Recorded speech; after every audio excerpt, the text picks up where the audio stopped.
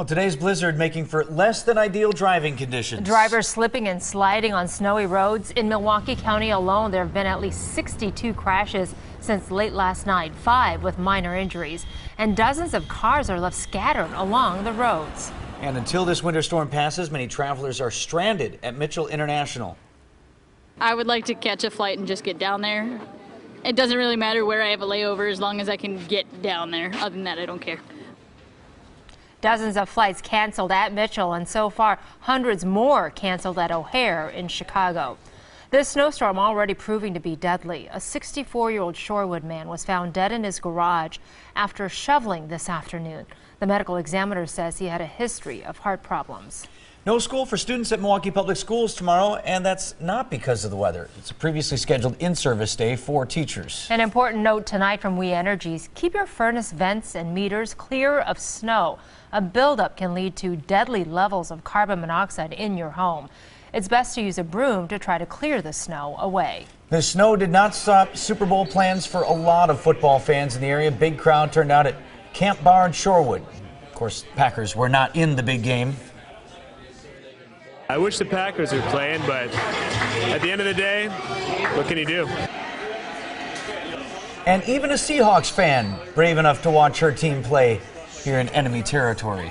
Our winter storm not for traveling unless, of course, it's by sled. We caught up with this guy from Texas here in Milwaukee who got to experience the thrill for the first time. I've been excited all day. We've been trying to do this for a while, so I'm excited. There's enough snow now. Yeah.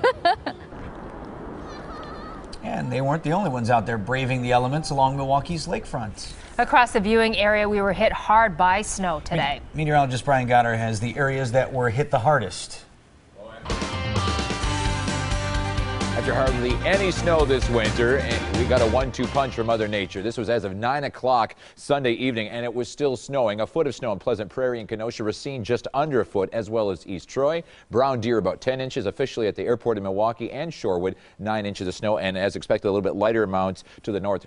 Sheboygan at around 5 inches of snow. Remember, we're still seeing snow showers throughout the overnight hours. Could pick up an additional 1 to 3 inches of snow. Those higher amounts will be closer to the lake from Milwaukee down towards Racine and Kenosha with those northeasterly winds. Winter weather advisory gradually phasing out. The winter storm warning in the inland areas until midnight, and then along the lakefront from Ozaki to Milwaukee until 3 a.m. The blizzard warning until 3 a.m. once again as well. Even though the snow start tapering off, the winds are still going to be a problem throughout the overnight hours, creating low visibilities and blizzard conditions. You can see inland areas, the snow finally beginning to taper off to flurries, but still these little bands of snow, especially little lake effect snow, trying to form right along the lakefront. So we'll keep watching that during the overnight hours. Otherwise, already clearing back off to the west. Northwestern Wisconsin seeing clearing conditions and colder temps. So this storm finally, after more than 24 hours of snow, will get out of here during the overnight hours. Downtown Milwaukee, like all pretty much of southeastern Wisconsin, snow covered.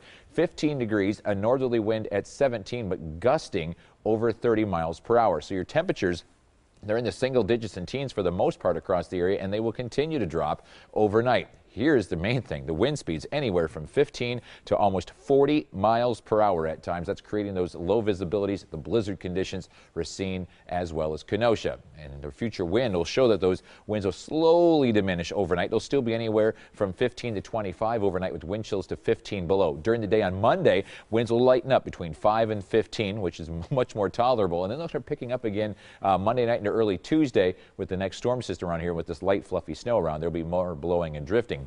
And then Tuesday afternoon, light winds. The wind chills as of around Sunday evening were anywhere from 1 below in Milwaukee to 14 below in Beaver Dam. They will be between about 5 to 15 below overnight.